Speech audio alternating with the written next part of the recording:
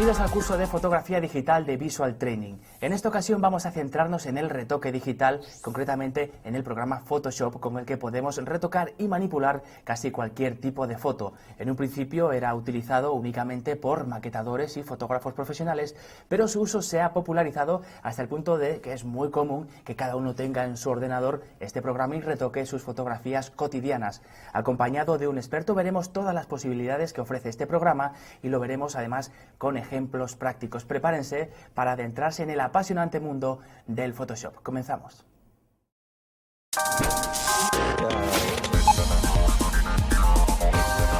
Hoy nos acompaña Jorge Salgado, fotógrafo y director del área digital de la prestigiosa Escuela de Fotografía EFTI. Bienvenido, Jorge. Hola, Juan Pablo. Decíamos al principio que Photoshop se utiliza tanto en fotografía profesional como en muchas casas para el retoque de esas fotografías que sacamos de nuestros acontecimientos especiales. Pero introdúcenos un poquito más a este programa, Jorge. Bueno, pues sí, como bien dices, Photoshop comenzó siendo un programa profesional y hoy día se ha convertido en un programa que prácticamente todo el mundo conoce, el que más y el que menos lo tiene en casa y prueba a retocar un poquito sus cositas. Hoy vamos a ver un poquito más en profundidad lo que es este programa. ¿Qué funciones tiene? ¿Qué podemos aprovechar de este programa? Bueno, en principio el programa es un programa tanto como para retocar fotografías como para diseñadores, para ilustradores. Nos vamos a centrar nosotros evidentemente en la fotografía digital.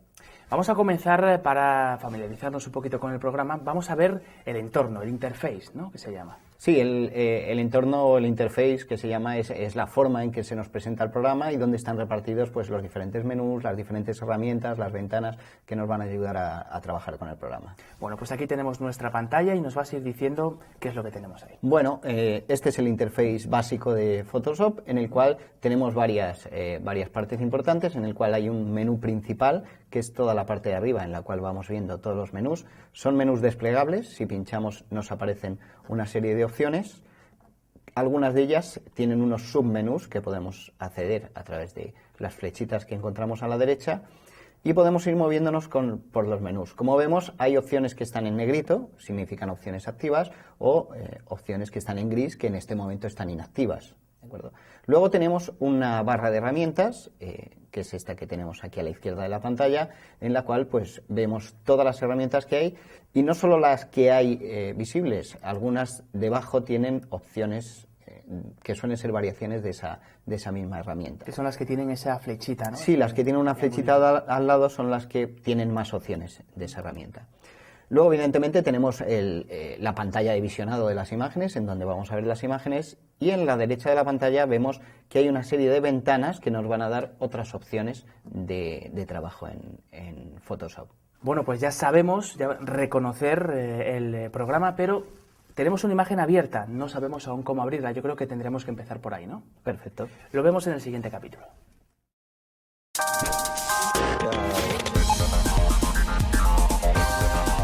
Una vez que ya tenemos abierto Photoshop, llega el momento de abrir las imágenes con las que queremos trabajar. Jorge, ¿cómo lo hacemos? Pues es muy sencillo. Evidentemente, cuando tenemos el programa abierto, nos dirigimos al menú principal y dentro de la primera de las opciones, que es Archivo, encontramos una opción que es Abrir. Ajá. Pinchamos y nos aparece un buscador en el cual podemos localizar las fotografías que nos interesan. Es como el buscador de Windows, ¿no? Sí, es exactamente igual que un buscador de Windows en el cual localizamos las fotos. Al pinchar una opción nos muestra un previo de la imagen y simplemente dando la opción Abrir, abriríamos esa imagen. ¿Y te abre fotografías en cualquier formato? Sí, la verdad es que Photoshop, una de las características que tiene es que es un programa que nos permite abrir prácticamente cualquier tipo de formato de imagen que existe.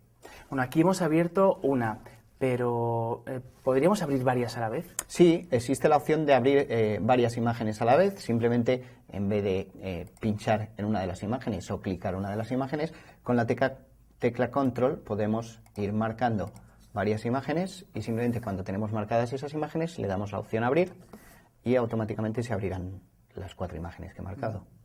Y más cosas, ¿hay alguna otra característica, posibilidad? Es decir, ¿podemos organizar estas fotos de otra manera, que no estén unas encima de otras? Sí, ahora mismo la organización por defecto de Photoshop es la organización en cascada, es decir, se montan una foto encima de la otra, pero dentro del menú principal, en la opción ventana, podemos encontrar opciones de organización, como puede ser el mosaico horizontal, que nos la repartiría para que viéramos todas las imágenes a la vez.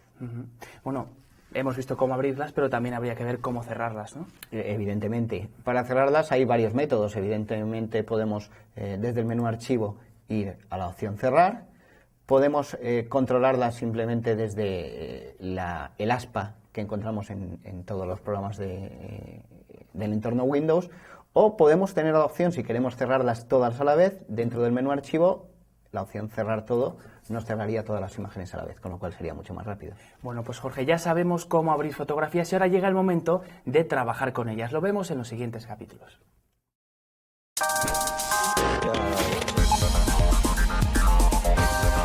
A la hora de trabajar con nuestras imágenes, Photoshop nos ofrece multitud de opciones, multitud de posibilidades. La primera de ellas que vamos a ver es la de rotar y recortar. Sí, eso es. Una de las primeras opciones que se nos pueden presentar al trabajar con imágenes es que tengamos que rotarlas o tengamos que recortarlas. ¿Esto qué es? Pues a todos nos ha pasado alguna vez que abramos una imagen en nuestro programa y una vez que la abrimos nos damos cuenta que la imagen no viene en la posición correcta. Esto viene dado por un cambio de posición de la cámara cuando estamos obteniendo la imagen. En este caso está rotada. Las opciones que nos ofrece Photoshop son varias y son muy sencillas. Dentro del menú imagen nos encontramos la opción rotar lienzo y rotar lienzo nos permite hacer giros de 180 grados, con lo cual la imagen se invertiría totalmente, o producir rotaciones de 90 grados AC, que sería a favor de las agujas del reloj, o 90 grados ACD, que sería en contra de las agujas del reloj. En este caso, el sentido es el horario, con lo cual lo giraríamos y tendríamos en posición correcta. Muy bien. Veía ahí también que ponía arbitrario. Sí, hay una opción que es cuando no necesitamos girar completamente la imagen o 90 grados hacia un lado o hacia otro, sino que queremos simplemente hacer un pequeño giro a nuestra imagen. Esa opción arbitrario nos permite poner los grados y variar 10 grados, 15 grados, 20 en cualquiera de las dos direcciones. Vale, ahora ya tenemos la foto aquí, pero hay otras ocasiones, existen ocasiones en las que queremos recortar la imagen. Sí, puede ocurrir muchas veces que en nuestra imagen hayan salido cosas que no queremos que estén en nuestra imagen y queremos recortarla o simplemente queremos centrarnos en una parte de la imagen. Para hacerlo, en este caso nos vamos al menú o a la barra de herramientas y hay una herramienta, que es la primera que vamos a ver, que es la herramienta de recorte o herramienta crop, que la manera de utilizarla es muy sencilla, simplemente pinchamos con el ratón y arrastramos y seleccionamos un área que es el que finalmente va a ser nuestra imagen. Tenemos unos manejadores, tanto en los extremos como en las esquinas, que nos permiten modificar esa selección que hemos hecho y una vez que tenemos el área que queremos recortar, lo único que hacemos es apretar la tecla Enter y automáticamente la imagen se nos habrá recortado al tamaño y en la forma deseada. Válido también para, por ejemplo, quitar a personas que no queremos que aparezcan en una foto, ¿no? Evidentemente es una de las opciones, o cualquier objeto que nos haya entrado sin ser nuestra intención. Bueno, pues rotar y recortar es lo que acabamos de ver. Vamos con otras opciones de Photoshop.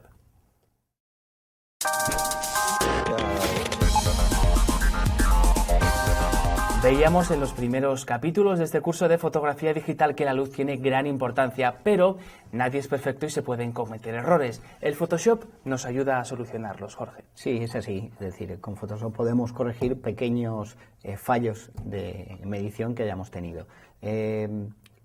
Contamos con varias herramientas para hacerlo, varias opciones, todas ellas dentro del menú imagen, y dentro del menú imagen hay una parte muy específica que es muy importante dentro de Photoshop, que es la zona de ajustes. Ajá. Dentro de ajustes, el más sencillo de los que podemos encontrar para corregir la luminosidad es el de brillo y contraste. Brillo y contraste sería una herramienta como los mandos que tenemos en un televisor, que manejamos el brillo y el contraste. Recordamos un poco los conceptos. Brillo sería el concepto de luminosidad general de la imagen, es decir, que fuera más clara o que fuera más oscura, mientras que contraste sería la opción de que las luces fueran más claras. o más oscuras, y que las sombras fueran a su vez más claras o más oscuras. Ese es el concepto de contraste. Vamos a modificar los niveles para ver cómo varía. Lo vamos a ver en esta imagen, vamos a ver cómo variaría el brillo de la imagen, que sería la luminosidad de la imagen, o cómo variaría el contraste de la imagen. Es decir, ahí las luces se irían a más claras y las sombras a más oscuros, o al contrario, en este caso las sombras se irían a más claras y las luces a más oscuro. ¿De acuerdo? Esa sería la opción más sencilla, sería brillo en contraste. El problema que tenemos con esta herramienta es que no tiene ningún gráfico de referencia, ni vemos si en algún momento estamos perdiendo detalle en una zona de la imagen o no lo estamos perdiendo. Para ello contamos con otra opción, que es bastante más avanzada, que la encontramos en el mismo lugar, imagen, ajustes, niveles. Bien, esta es una de las ventanas más conocidas de Photoshop por todos los que trabajamos, porque sí es muy útil a la hora de ajustar la luminosidad. En ella nos encontramos una gráfica, ¿de acuerdo?, que parece una montañita. Esa montañita lo que nos está mostrando son las luminosidades. ¿no? Eso es, esta montañita que tenemos aquí nos muestra las luminosidades de nuestra imagen. Y abajo vemos una barra en la que se nos muestran las luminosidades que son posibles dentro de nuestro programa Photoshop. Bien, esta representación de dos ejes, es un eje X y un eje Y, nos muestra en el eje de abajo, como hemos visto, las luminosidades de la imagen, y la altura de la montañita en determinadas zonas nos mostraría qué número de píxeles tienen esa determinada luminosidad. Es decir, aquí vemos que hay muchos píxeles de esta luminosidad clara. Vemos que luminosidades intermedias hay bastante número de píxeles y, sin embargo, de las zonas más oscuras no tenemos ningún píxel. Y cuando vemos la imagen, lo podemos analizar, vemos que en la imagen, realmente en esta imagen, no hay ninguna zona negra realmente. Eso es lo que nos está mostrando. ¿Y cómo sabemos cuándo hemos medido bien? Bueno, simplemente al ver el histograma podemos saber si la medición ha sido correcta o no. En este caso la medición no ha sido del todo correcta porque hemos desaprovechado parte de la luminosidad que podíamos haber obtenido en nuestra imagen. Para que estuviera correcto, ¿qué teníamos que hacer? Para que estuviera correcta, la curva, es decir, la montañita, tendría que empezar en el límite de negros y acabar en el límite de blancos. Y la forma del histograma no tiene nada que ver con la imagen que estamos tomando, ¿no? No, evidentemente solo nos está hablando de la luminosidad de la imagen, pero no de la forma ni de los objetos que salgan en Se puede nuestra tener imagen. múltiples formas y... Sí, dependiendo del contraste, de la luminosidad de la imagen que hayamos obtenido, la forma del histograma va a variar. ¿Y esto no sería conveniente también tenerlo o verlo cuando estás sacando una fotografía? Evidentemente, todas las cámaras profesionales tienen la opción de visionar el histograma, con lo cual, cuando hemos obtenido la imagen, vemos la luminosidad que hemos obtenido, si es correcta, si no es correcta, si nos hemos pasado de luces, de sombras, etcétera, etcétera. Muy bien, pues continuamos viendo las diferentes opciones de luminosidad que tenemos. Sí, para ajustar esta opción de niveles, porque hemos visto en qué consistía la gráfica, simplemente lo que tenemos que hacer es hacer coincidir las zonas oscuras de nuestro programa, que vendrían representadas por este triangulito negro de aquí, o la zona clara de nuestro programa, que viene representado por este triangulito claro de aquí, ajustarlo a las zonas oscuras y a las zonas claras de nuestra imagen que hemos obtenido. Es decir, yo me llevo mi punto negro del programa a la zona más oscura de mi imagen y me llevo mi punto blanco del programa a la zona más clara. Y luego simplemente ajustaría finalmente la luminosidad. Podemos ver la gran variación que se produce en la imagen simplemente con este pequeño ajuste de una imagen que quedaría plana, sin grandes luces, grandes sombras, a obtener una imagen muchísimo más atractiva. Con lo cual este sería el control de niveles. ¿De acuerdo? En cuanto a la luminosidad también podemos manejar las sombras, ¿no? Sí, hay otra opción muy importante y muy útil dentro de Photoshop, que es la opción de controlar las sombras y las iluminaciones por separado. De hecho hay un menú dentro de imagen y dentro de ajustes, que es donde estamos viendo todas estas opciones, que se llama sombra e iluminación, precisamente. Lo que permite es controlar por separado las sombras y las iluminaciones. Es decir, esta imagen que tenemos aquí, vemos que el cielo está correctamente expuesto, sin embargo, los edificios de los lados, incluso las barcas, quedan demasiado oscuras. Pues bien, nosotros podemos controlar esa luminosidad por separado, es decir, aquí en la parte de sombras puedo ver que cómo varío la luminosidad de las zonas de sombras, más claro o más oscuro, independientemente de la zona de luces, que también puedo oscurecer o aclarar, es decir, puedo crear incluso efectos, como estamos viendo aquí, de que el cielo parezca tormentoso y sin embargo las casas queden iluminadas. Es muy útil, por ejemplo, esto para fotos a contraluz, en la que hemos sacado una persona con un fondo iluminado y la persona nos queda oscura. En el caso de la nieve, la playa, es muy habitual. Con esta herramienta podríamos recuperar la información de la persona o del sujeto que queda oscuro y, sin embargo, conservar la luminosidad correcta que tenemos en el fondo. Bueno, pues con esto, Jorge, cerramos, digamos, las herramientas básicas con las que podemos modificar la iluminación de una fotografía, pero aún nos quedan muchas cosas por ver.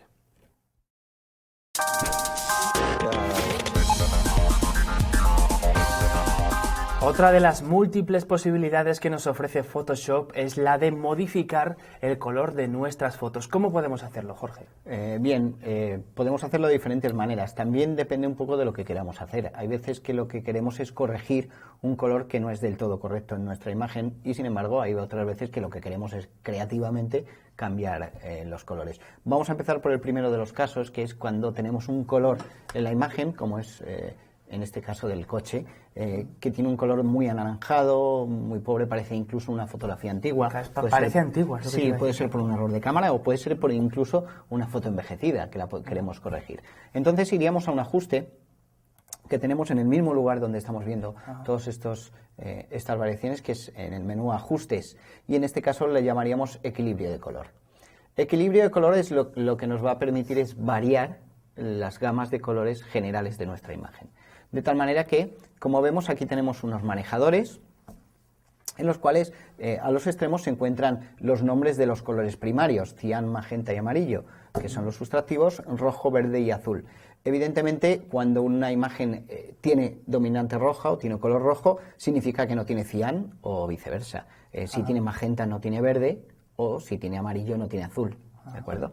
De tal manera que yo puedo ir corrigiendo visualmente los colores moviendo estos manejadores. En esta imagen yo veo que tiene una dominante roja, pues empiezo a quitar la dominante roja hasta que crea que he quitado la dominante roja. Ahora sigo teniendo una dominante, pero en este caso yo considero que es amarilla, pues voy quitando el amarillo, evidentemente aumentando el azul.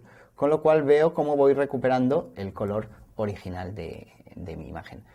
También es cierto que lo que puedo hacer es centrarme en determinadas partes. No siempre tenemos la dominante en los tonos medios de la imagen. Yo puedo decidir, por ejemplo, que quiero variar el color de las zonas más sombrías, más oscuras, hacia un lado o hacia otro, o puedo variar las iluminaciones hacia un lado o hacia otro, quitando todos esos colores que no son correctos. Esta herramienta también es útil entonces para retocar fotos antiguas. Sí, por supuesto. O para darle un efecto, digamos, envejecido a nuestras fotos actuales. Sí, podría ser, igual que lo podemos utilizar para corregir imágenes, lo podemos utilizar para creativamente variar esas imágenes y hacer todos esos efectos. Pues esto en cuanto al equilibrio de color, pero tenemos más posibilidades, ¿no? Sí, tenemos muchas más posibilidades, incluso más creativas, como hablábamos. Voy a coger otra imagen que tiene muchos más colores, estas casas que vemos aquí. Que por cierto son de La Habana, ¿no? De La Habana, yo creo que... De Argentina. De Argentina. Vemos que hay muchos colores en la imagen y que podemos jugar con ellos.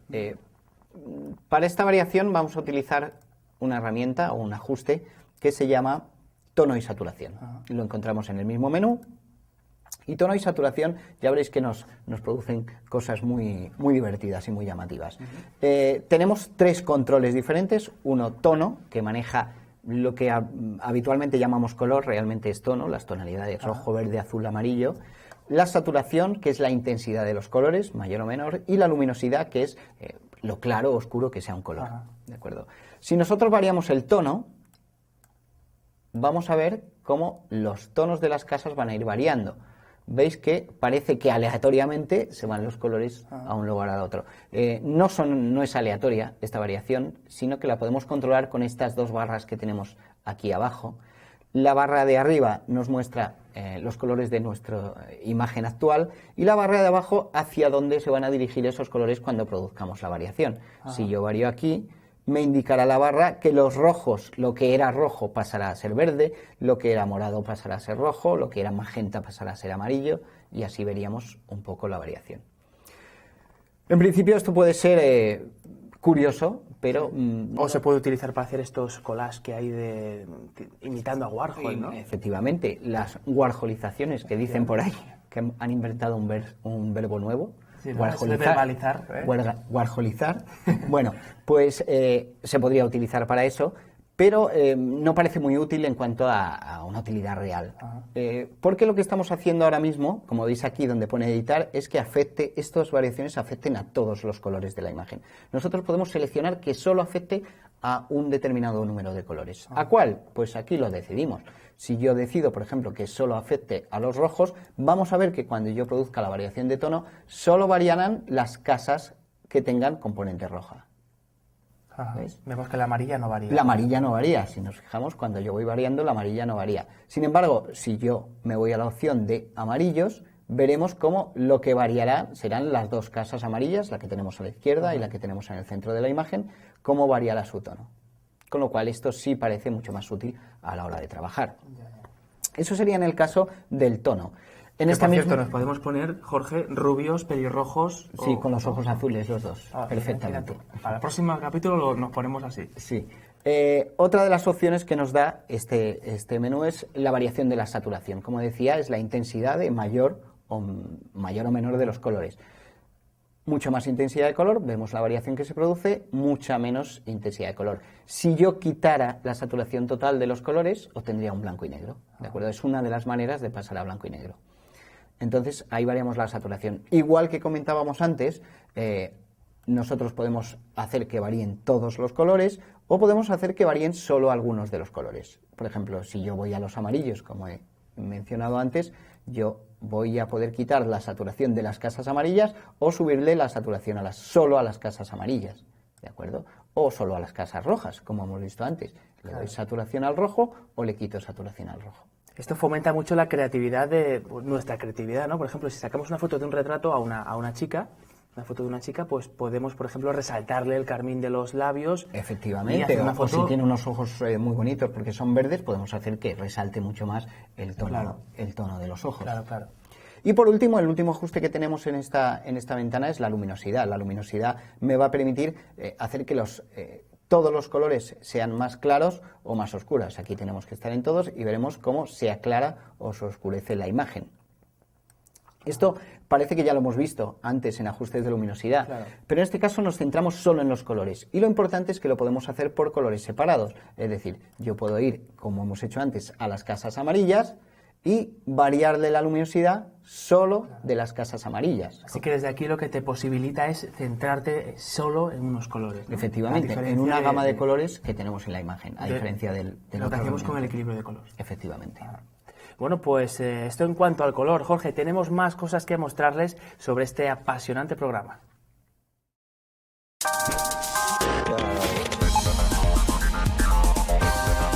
Hablábamos en el punto anterior del color, pero ¿qué pasa cuando queremos quitarle el color a una fotografía o una fotografía en blanco y negro la queremos pasar a color o darle cierto tono? Jorge, ¿cómo hacemos? Pues evidentemente con nuestro Photoshop, que es nuestra herramienta milagrosa. A ver. Pasar una imagen en color a blanco y negro es muy sencillo. Photoshop nos da múltiples opciones para hacerlo.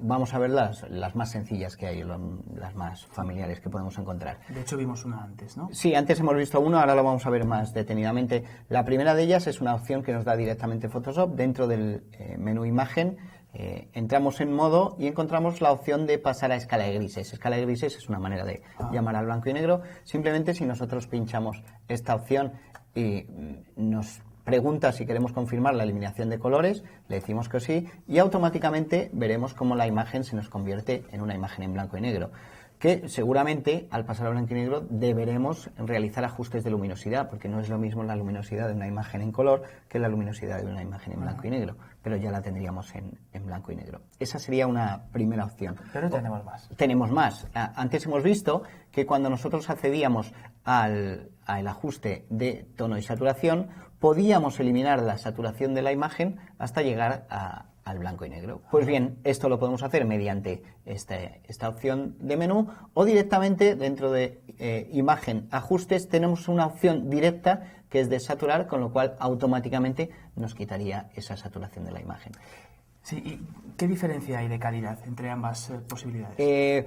La diferencia es la siguiente. Escala de grises lo que hace es que nos traduce los colores a una escala de grises como nosotros interpretaríamos visualmente un blanco y negro, por ejemplo, de una película química, y sin embargo desaturar no entra en interpretaciones, simplemente lo que hace es quita la saturación de los colores. Esto puede dar lugar a errores porque hay veces que determinados colores que tienen la misma luminosidad, al quitarle la saturación, aunque sean diferentes estos colores, pueden parecer el mismo gris, con lo cual perderíamos parte del